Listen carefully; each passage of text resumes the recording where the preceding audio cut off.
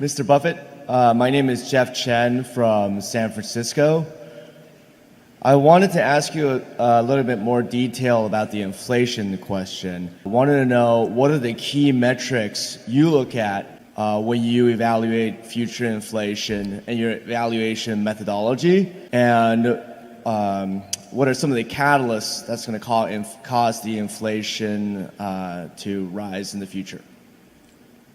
You give me credit for more brain power than I actually bring to the question. I don't think you can look at any given metric in any given month and figure out exactly what that's going to do to inflation rates, because so much, if it gets going, it creates its own dynamic. And we saw that in the late 1970s and early 1980s until Volcker came along with a sledgehammer to the economy. But we had people running from money at that time, and of course we got the prime rate up to 21 and a fraction percent, and we got governments up to very close to 15%. So we had a little demonstration project 30 years ago in this country of what happens when people get fearful about money.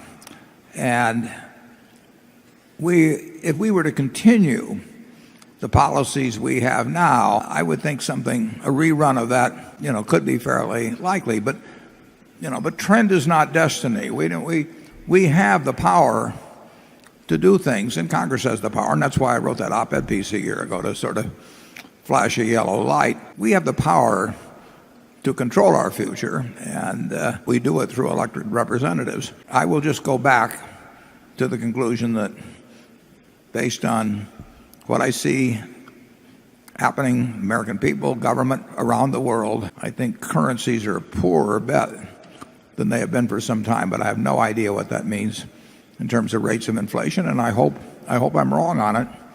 I would say if inflation ever really gets in the saddle, that it gets very unpredictable as to how fast it can accelerate and how faith in institutions can break down. A lot of bad things could happen with it.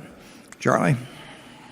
Yeah, the best defense, of course, is to contribute as much as you can to the civilization and expect to counter inflation's effects by your.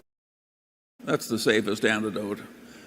The idea that just by outsmarting other people you can somehow profit from the inflation is a much more dangerous course of action. Yeah. Your money can be inflated away, but your talent can't be inflated away. If you're the best brain surgeon in Omaha or the best painter or whatever it may be, you will always command your share of the resources around you, and whether the currency is seashells or $10 million notes or whatever it may be. Talent is a terrific asset to deal with any kind of a monetary situation, but Charlie and I have to fall back on money. Carol? Too late for talent. This question